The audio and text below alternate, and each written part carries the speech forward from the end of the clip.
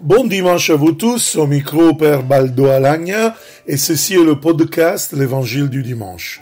Dans ce 30e dimanche du temps ordinaire, l'Évangile à la fin de cette année liturgique est l'Évangile de Matthieu, chapitre 22, versets 34-40.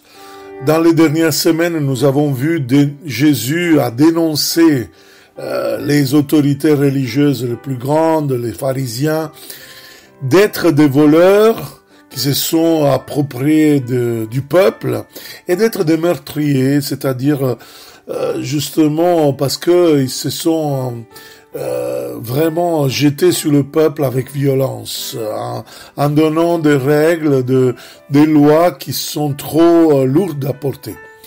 Donc les autorités ne sont pas là, ils vont répondre avec des attaques. Et là, aujourd'hui, on va voir l'attaque avec un expert, avec quelqu'un qui est certifié, on pourrait dire un docteur de la loi. Mais allons voir justement les attaques, parce que celui-là, c'est le dernier attaque dans l'évangile de Matthieu. Et nous voyons justement que ils essayent pas simplement d'attaquer Jésus, pas simplement de le faire tuer, parce que sinon ils peuvent faire devenir Jésus un martyr, mais surtout de porter une diffamation, de pouvoir démontrer qu'il enseigne des choses complètement mauvaises. On va voir notre texte. Alors, il y a un alors que justement dans notre texte, au verset 34, nous voyons donc alors les pharisiens apprenant que Jésus avait fermé la bouche aux Sadducéens.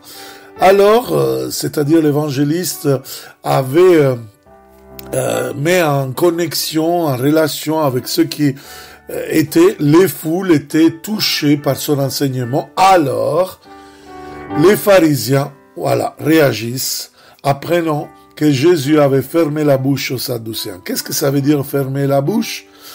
Ce n'est pas l'arrogance de Jésus, c'est très intéressant.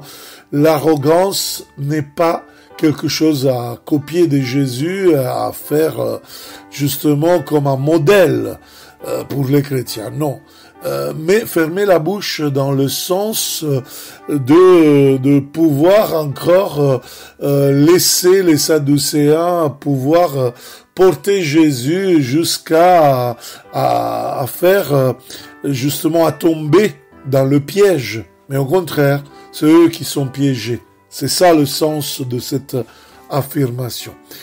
Et l'un d'entre eux, un docteur de la loi. Voilà, ça c'est une personne pas simple, mais une personne, un expert. Je vous disais un certifié, on pourrait dire un docteur, donc qui avait la certification, le mandat divin, l'envoi, on peut dire, pour enseigner la parole du Seigneur. Posa une question à Jésus pour le mettre à l'épreuve. Désolé, la mauvaise traduction, mais ce n'est pas le verbe en grec, il dit plutôt, il pose une question à Jésus pour le tenter. Donc celui qui normalement doit enseigner la parole de Dieu, il va devenir un instrument du diable, il va devenir comme Satan. Et Jésus lui répondit, attention bien, donc nous voyons un peu qu'est-ce qu'il va demander. Il va dire maître. Donc encore une fois, nous voyons ce mot qui est dans la bouche des hypocrites. Dans la loi, donc dans la Torah, quel est le grand commandement? Donc vous voyez, il connaît bien, c'est un docteur de la loi. Donc pourquoi il pose la question? Ce n'est pas pour apprendre, ce n'est pas la yeshiva, Jésus n'est pas à son école, donc il est un rabbin, il va le tenter. Et il va être étonné de la réponse de Jésus. Jésus lui répondit, tu aimeras le Seigneur ton Dieu de tout ton cœur.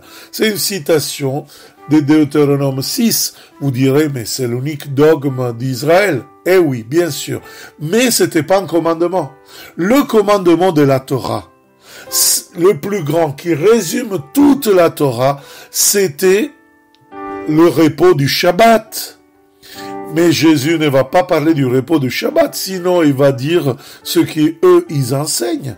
Il va prendre un précet, un mitzvot, qui est un dogme important. C'est même le dogme qui identifie Israël, parce que un juif ultra-orthodoxe, Breslav ou d'un autre séfarade ou ashkénaze, ceux qui ont ensemble, c'est ce dogme central, c'est Deutéronome 6, qui chaque juif va répéter chaque jour, Shema Israël Adonai Echad, c'est-à-dire le Seigneur est un.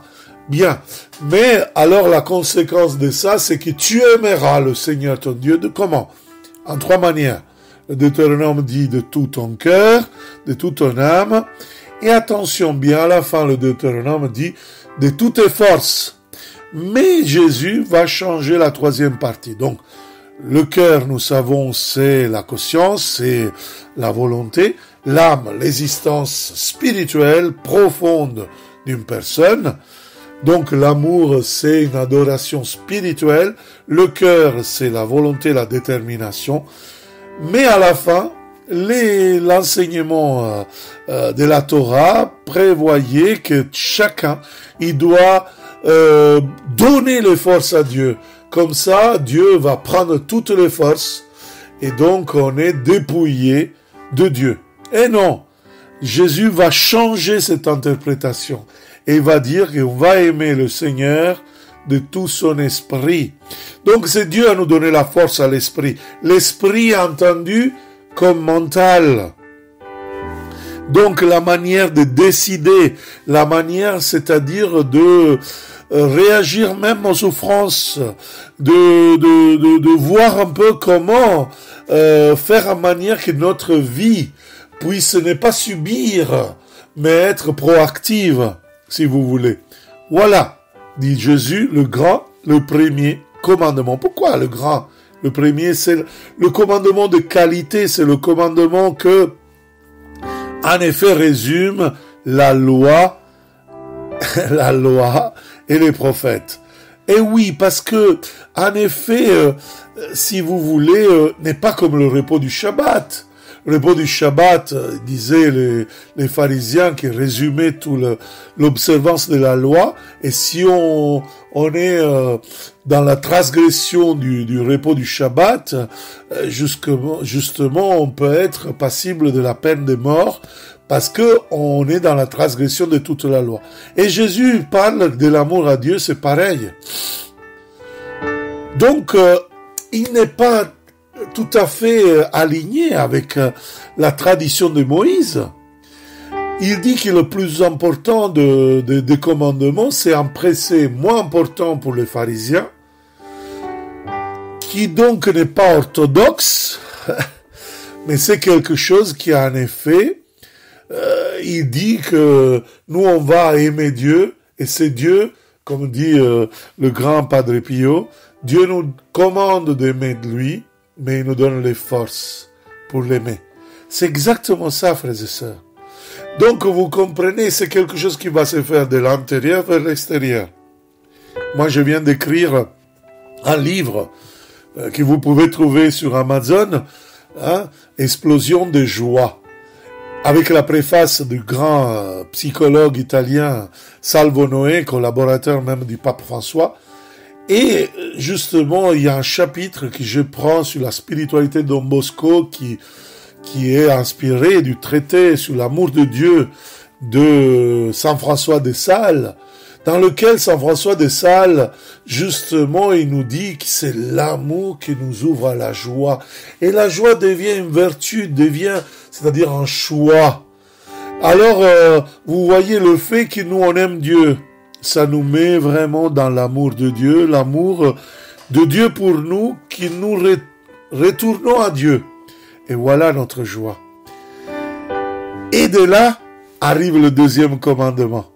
Attention bien, à notre précet, à notre mitzvot, c'est-à-dire un précet de 613 mitzvot, que en effet ils disent les 10 grandes paroles, les 10 grands commandements, mais si vous voulez c'est moins important. Mais Jésus va prendre quelque chose qui n'est pas important pour les pharisiens et il va devenir la caractéristique de tous les chrétiens, c'est-à-dire l'amour des prochains.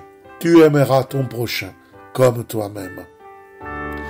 Et oui, ces 2 commandements, Jésus nous dit que traduit la caractéristique d'être comme marqué par Dieu, Dieu qui est amour. L'amour à Dieu, l'amour à l'homme. Mais il faut tenir présent que la réponse que Jésus est en train de faire est une réponse que Jésus fait à des pharisiens, des juifs, à son temps, là. Parce qu'il y a une limite au prochain. On aime Dieu de toute ton âme, de tout ton cœur, de tout ton esprit, mais le prochain comme toi-même. Donc, il y a quand même une limite. Eh bien, si vous arrivez au chapitre 13 de l'évangile de Jean, quand Jésus va parler à des gens qui vont devenir des apôtres de feu dans la Pentecôte après, qui vont annoncer l'évangile, il va dire que vous vous aimez les uns les autres comme moi je vous ai aimé. Et Jésus ne s'est pas aimé. Il a donné toute sa vie dans la croix, dans la mort et la résurrection. Donc, il n'y a pas de limite dans l'amour du prochain. C'est vraiment quelque chose de fondamental parce que cet amour que Dieu nous donne en Jésus-Christ est une bonne nouvelle pour justement pouvoir goûter de quelque chose d'éternel, qui c'est justement l'essence de Dieu, cet amour qui va au-delà de nos forces, de nos possibilités. Et oui, tout est possible à cet amour. Justement, je vous citais Saint François de Sales, il disait, comme Saint Paul, il va dire, pour moi vivre, c'est Christ. Dieu pourrait dire, pour moi vivre, c'est l'homme. Eh oui, parce que l'incarnation est tout pour le Père, est tout pour Dieu. Et l'homme, c'est fondamental. Et il a tout donné, Jésus, pour l'homme. Et il nous donne l'exemple, frères et sœurs, afin que nous aussi, nous soyons de l'intérieur, du profond à l'extérieur. Voilà le sens de mon livre, Explosion de joie. Si on fait vraiment l'expérience de cet amour de Dieu, on va sourire, on va être dans la joie, on va être dans la béatitude, dans une joie parfaite, qui va exploser, qui va être donnée aux autres.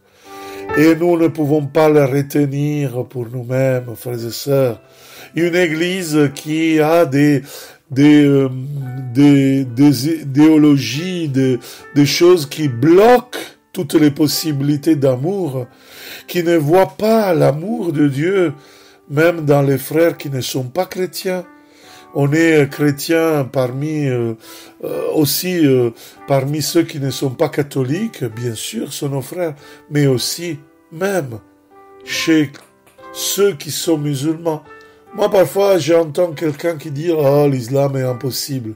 Frères et sœurs, mais est-ce que vous êtes des chrétiens?